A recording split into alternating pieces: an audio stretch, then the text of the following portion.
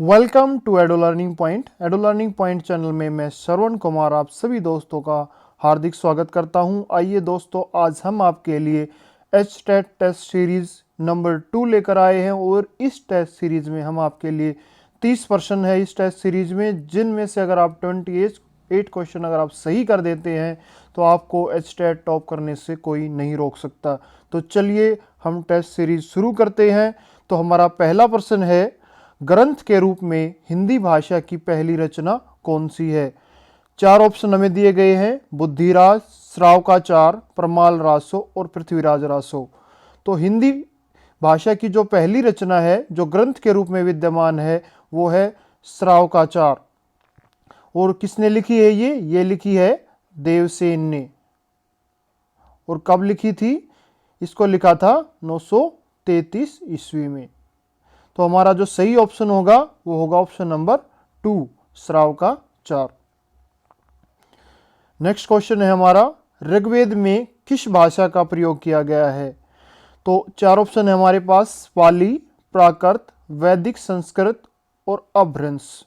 तो जो ऋग्वेद है उसमें वैदिक संस्कृत भाषा का प्रयोग किया गया है। जो पाली भाषा है वो बौद्ध धर्म की भाषा है, बौद्ध धर्म की भाषा है। और जो प्राकृत है वो जैन धर्म की भाषा है। नेक्स्ट क्वेश्चन है हमारा, हिंदी का प्रथम कवि राहुल सांकृत्यायन ने किसे माना है? तो 4 ऑप्शन दिए गए हमें, मुंज कवि, सरहप्पा, देवसेन और राजशेखर। तो हमारा सही आंसर होगा ऑप्शन नंबर 2, सरहप्पा। और जो ये सरहप्पा जो थे ये क्या थे? ये सिद्ध थे। सिद्ध कवियों को पा का नाम दिया गया है, तो ये सरहप्पा थे, ये सिद्ध थे। तो नेक्स्ट क्वेश्चन है हमारा, हिंदी भाषा बोलने वालों की अनुमानित संख्या क्या है? तो 4 ऑप्शन हमें दिए गए हैं, 15 करोड़, 60 करोड़, 45 करोड़ और 25 करोड़। तो हमारा यहाँ पर सही आंसर होगा वो होगा 60 करोड़। हिंदी भाषा बोलने वालों की जो संख्या है वो 60 करोड़ के आसपास है। अगला प्रश्न है, भाषा वैज्ञानिक दृष्टि से हिंदी भाषा के अंतर्गत कितनी उपभाषा और बोलियों को माना गया है? पहला ऑप्शन है 1 उपभाषा और 5 बोलियां। दूसरा प्रश्न है 5 उपभाषा और 18 बोलियां। तीसरा ऑप्शन है 2 उपभाषा और 8 बोलियां। और चौथा हमारा ऑप्शन है उपरोक्त सभी। अगर आपने हमारी पिछली टेस्ट सीरीज की है, टेस्ट सीरीज नंबर 1, तो आप आसानी से इस क्वेश्चन का आंसर दे सकते हैं। और इसका सही आंसर होगा ऑप्शन नंबर 2, 5 उपभाषा और 18 बोलियां। अगला प्रश्न है, पंचम वर्ण के स्थान पर अनुस्वार का प्रयोग देवनागरी लिपि में करने का सुझाव किसने दिया था? और 4 ऑप्शन हमें दिए गए हैं। पहला है काका कालेलकर, दूसरा है महात्मा गांधी, तीसरा है बाबू श्याम सुंदर दास और चौथा ऑप्शन है हमारा लाला श्रीनिवास दास। तो हमारा यहाँ पर सही आंसर होगा बाबू श्याम सुंदर दास। श्याम सुंदर दास जी ने पंचम वर्ण के स्थान पर अनुस्वार का प्रयोग देवनागरी लिपि में करने का सुझाव दिया था। अगला प्रश्न देखिए, हिंदी भाषा की लिपि कौन सी है? पहली है मराठी, ऑप्शन नंबर 2 है देवनागरी, ऑप्शन नंबर 3 है फारसी, ऑप्शन नंबर 4 है कोंकण। तो हिंदी भाषा की जो लिपि है वो है देवनागरी। और जो देवनागरी लिपि है वो मराठी भाषा की भी लिपि है। अगला प्रश्न है हमारा, संविधान के अनुसार सरकारी कामकाज जिस भाषा में किया जाता है उसे क्या कहते हैं? ऑप्शन नंबर 1 है राष्ट्रभाषा, ऑप्शन नंबर 2 है देश भाषा, ऑप्शन नंबर 3 है राजभाषा और ऑप्शन नंबर 4 है कुटिल भाषा। तो हमारा यहाँ पर जो सही आंसर होगा ऑप्शन नंबर 3, राजभाषा। राजभाषा अधिनियम कब अस्तित्व में आया था? और 4 ऑप्शन हमें दिए गए हैं। ऑप्शन नंबर 1 है 1950, ऑप्शन नंबर 2 1976, ऑप्शन नंबर 3 है 1978 और ऑप्शन नंबर 4 1962।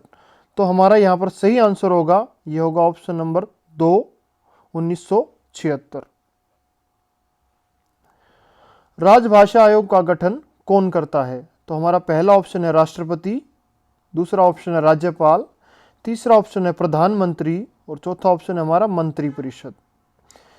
तो राजभाषा आयोग का जो गठन करता है वो होता है राष्ट्रपति। तो हमारे यहाँ पर ऑप्शन नंबर 1 सही रहेगा। रेखता किसे कहा जाता है? ये प्रश्न बार बार पूछा जाता है, विभिन्न जो टीजीटी पीजीटी एग्जाम्स है और टेट एग्जाम्स में भी ये पूछा जाता है। तो रेखता किसे कहा जाता है? तो पहला ऑप्शन हमारा फारसी मिश्रित हिंदी, दूसरा है गुजराती भाषा की एक बोली, तीसरा ऑप्शन है कोंकण भाषा का नया नाम, और चौथा ऑप्शन हमारा रेखा बनाने वाला स्थान। तो हमारा यहाँ पर जो सही आंसर होगा वो होगा फारसी मिश्रित हिंदी। इसमें फारसी और हिंदी के जो शब्दों का प्रयोग किया जाता है इसे रेखता कहा जाता है। अगला ऑप्शन है दक्षिणी हिंदी का दूसरा नाम क्या है? ये प्रश्न भी बहुत ही महत्वपूर्ण है और कई बार ये नेट के एग्जाम में भी पूछा गया है। तो दक्षिणी हिंदी का जो दूसरा नाम है वो है हिंदवी। अगला प्रश्न है हमारा, रामायण किस भाषा में रचित है? ध्यान दीजिए, जो रामायण किस भाषा में रचित है, और 4 ऑप्शन में दिए गए हैं। अवधी, दूसरा ऑप्शन है हिंदी, तीसरा ऑप्शन है संस्कृत, और चौथा ऑप्शन है ब्रज भाषा। तो हमारा यहाँ पर जो सही आंसर होगा वो होगा संस्कृत। जो रामायण है वो संस्कृत भाषा में रचित है, और जो रामचरितमानस है जो तुलसीदास जी की रचना है वो अवधी भाषा में रची गई है। तो यहाँ पर सही आंसर होगा ऑप्शन नंबर 3 संस्कृत। अगला ऑप्शन है बौद्ध साहित्य किस भाषा में लिखा गया है? तो 4 ऑप्शन हमें दिए गए हैं। प्राकृत, दूसरा ऑप्शन है पाली, तीसरा अभ्रंश, और चौथा संस्कृत। जो हमारा यहाँ पर जो सही आंसर होगा वो होगा ऑप्शन नंबर 2 पाली। जो बौद्ध साहित्य है वो पाली भाषा में लिखा गया है। जैन साहित्य किस भाषा में लिखा गया है? अभी आपने बौद्ध साहित्य के बारे में पढ़ा था, अब जैन साहित्य। तो देखिए, पहला ऑप्शन है प्राकृत, दूसरा है वैदिक संस्कृत, तीसरा है पाली, और चौथा अभ्रंश। तो हमारा यहाँ पर जो सही आंसर होगा वो होगा ऑप्शन नंबर 1 प्राकृत। जो जैन साहित्य है वो प्राकृत भाषा में लिखा गया है, जो बौद्ध साहित्य है वो पाली भाषा में लिखा गया है। अगला देखिए, वर्तमान में हिंदी भाषा बोलने वाले प्रदेशों की संख्या कितनी है? तो वर्तमान में हिंदी भाषा बोलने वाले प्रदेशों की संख्या ऑप्शन नंबर, यहाँ पर 4 ऑप्शन दिए गए हैं। Option number 1 8, option number 2 10, option number 3 7, option number 4 है 9। तो यहाँ पर हमारा जो सही आंसर होगा वो होगा ऑप्शन नंबर 2 10। अगला ऑप्शन देखिए, अगला क्वेश्चन देखिए, इसमें हमें व्यंजन दिए गए हैं और उनका उच्चारण स्थान दिया गया है। तो देखिए, पहले व्यंजन दिया गया गे, दूसरा है धै, तीसरा है ले, और चौथा है च। ये सारे ऑप्शन हमें यहाँ पर दिए गए हैं और इनका जो उच्चारण स्थान दिया गया है वो है दंत्य, अंतस्थ, तालव्य और कंठस्थ। तो देखिए, जो गे वर्ण है ये किसके अंतर्गत आता है? जो कै वर्ण होते हैं वो कंठ के अंतर्गत आते हैं। जो तय वर्ण होते हैं, तय वर्ण, वो दंत्य के अंतर्गत आते हैं। जो ये से शुरू होते हैं, ये वर्ण, ये रे ले वे से, वो किसके अंतर्गत आते हैं? अंतस्थ के अंतर्गत आते हैं। और जो च से शुरू होते हैं, च छ जय, च वर्ण जो होते हैं वो किसके अंतर्गत आते हैं? वो आते हैं तालव्य। और एक और बच गया है इसमें, जो ट वर्ण होते हैं, जो ट वर्ण होगा वो मूर्धन्य के अंतर्गत आते हैं। तो हमारा यहाँ पर जो सही आंसर होगा वो होगा ऑप्शन नंबर 2, और यहाँ पर ऑप्शन बी दिया गया है। तो देखिए, जो गे है वो किसके अंतर्गत आता है? वो कंठ के अंतर्गत आता है, कंठस्थ, जो गले से जो बोले जाते हैं। तो क ख गे, जैसा कि अभी हमने आपको यहाँ पर बताया है। ठीक है, तो हमारा यहाँ पर ऑप्शन नंबर बी सही रहेगा, DABC। अगला प्रश्न है हमारा, सरस्वती पत्रिका का पहला संपादक कौन था? हमारे जितने भी जो विद्वान साथी हैं वो ऑप्शन नंबर 2 पर क्लिक करेंगे, जो कि गलत आंसर होगा। जो सरस्वती पत्रिका का जो पहला संपादक था वो था श्याम सुंदर दास, और महावीर प्रसाद द्विवेदी जी ने इसका 1902 में चार्ज संभाला था। और ये महावीर प्रसाद द्विवेदी जी सरस्वती पत्रिका के बहुत ही यशस्वी संपादक रहे हैं। तो हमारा यहाँ पर ऑप्शन नंबर 1 होगा श्याम सुंदर दास। देखिए, निम्न में से किसे आधुनिक काल का जनक कहा जाता है? तो पहला ऑप्शन हमारा मृदुला गर्ग, ऑप्शन नंबर 2 है भारतेंदु बाबू हरिश्चंद्र, ऑप्शन नंबर 3 है श्रीधर पाठक और ऑप्शन नंबर 4 है महादेवी वर्मा। तो आधुनिक काल का जो जनक कहा जाता है वो कहा जाता है भारतेंदु बाबू हरिश्चंद्र को। तो यहां पर हमारा ऑप्शन नंबर 2 सही रहेगा। अगला प्रश्न देखिए, न किस वर्ण का व्यंजन है? न किस वर्ण का व्यंजन है? तो पहला ऑप्शन हमारा तालव्य, दूसरा है उष्म, तीसरा स्पर्श और चौथा दंत्य। जो हमारा यहाँ पर जो ऑप्शन नंबर 4 है वो यहाँ पर सही रहेगा, दंत्य। ये आता है तय थे दे धे न। तो जो जहाँ पर दांत का जो स्पर्श पाया जाता है वहाँ पर, तो ये दंत्य व्यंजन में आता है न। अगला क्वेश्चन देखिए, व्यापक क्षेत्र में प्रयोग होने वाली बहुसंख्यक लोगों की भाषा को कहा जाता है? क्या कहा जाता है? पहला ऑप्शन है राजभाषा, दूसरा राष्ट्रभाषा, तीसरा विभाषा और चौथा है मानक भाषा। तो यहाँ पर जो हमारा ऑप्शन नंबर 2 यहाँ पर सही रहेगा, राष्ट्रभाषा, जो काफ़ी बड़े क्षेत्र में और ज़्यादातर लोगों के द्वारा बोली जाती है उसे राष्ट्रभाषा कहा जाता है। देवनागरी लिपि में स्वर ध्वनियों की संख्या कितनी है? तो पहला ऑप्शन है 13, दूसरा है 11, तीसरा है 12 और चौथा ऑप्शन है हमारा 15। तो यहाँ पर हमारा जो सही आंसर होगा वो होगा ऑप्शन नंबर 2, 11।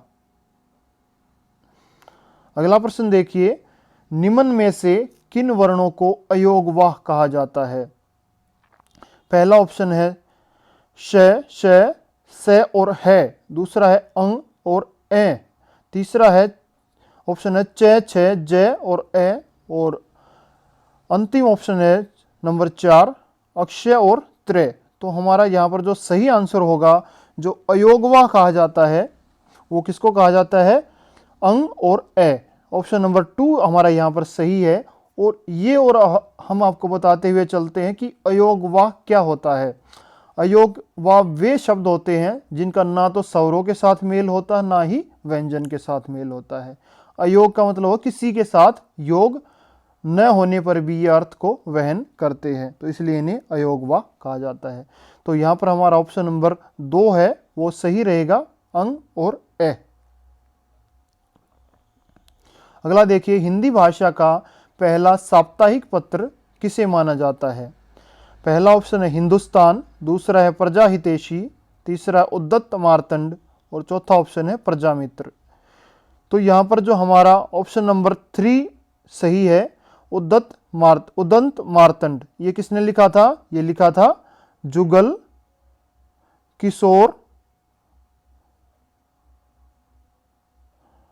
किशोर शुक्ल ने इसे लिखा है। और कब लिखा इसे? 1836 ईस्वी में। तो ये हिंदी भाषा का पहला साप्ताहिक समाचार पत्र है। अगला क्वेश्चन देखिए, निम्न में से कौन सा जनसंचार का माध्यम नहीं है? पहला ऑप्शन है रेडियो, दूसरा है टेलीविजन, तीसरा है टेलीफोन और चौथा है इंटरनेट। तो हमारा यहाँ पर ऑप्शन नंबर 3 सही होगा, जो टेलीफोन है वो जनसंचार का माध्यम नहीं है। अगला देखिए, रोहतक, हिसार, करनाल किस बोली का क्षेत्र है? जो 4 ऑप्शन दिए गए हैं बुंदेली, बांगरू, कन्नौजी और मालवी। तो जो ये रोहतक, हिसार और करनाल है ये बांगरू बोली का क्षेत्र है। तो यहाँ पर हमारा ऑप्शन नंबर 2 है वो सही होगा। अगला देखिए, शायद वह आया हो, इस वाक्य में कौन सा काल है? तो पहला देखिए ऑप्शन नंबर 1 है पूर्ण वर्तमान, दूसरा है संभाव्य वर्तमान, तीसरा है तात्कालिक वर्तमान और चौथा है सामान्य वर्तमान।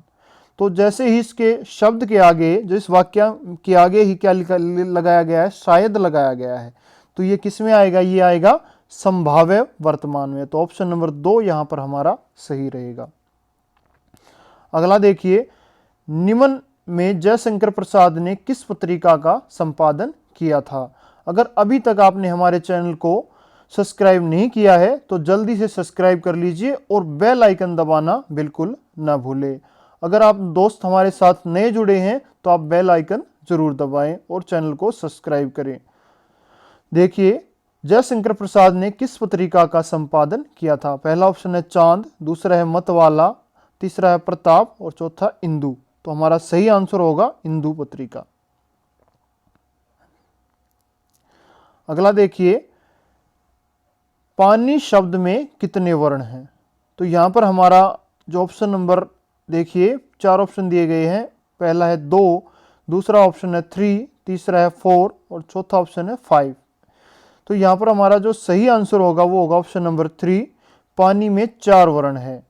पे में ए का प्रयोग किया जाता है और आ पा में आ का प्रयोग किया जाता है, न में ए का प्रयोग होगा और ई जो शब्द है वो 4। तो इसमें 4 वर्णों का प्रयोग किया गया है पानी शब्द में।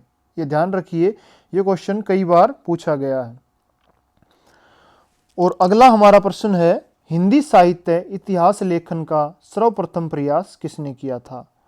तो पहला ऑप्शन है हजारी प्रसाद द्विवेदी, दूसरा ऑप्शन है मिश्र बंधु, तीसरा है गारसा दत्तासी और चौथा ऑप्शन है जॉर्ज ग्रियर्सन।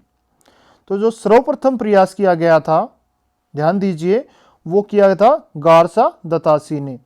इन्होंने लिखा था इस्तवार दल्ला लिटरेतुर एंदुई एंदुस्तानी।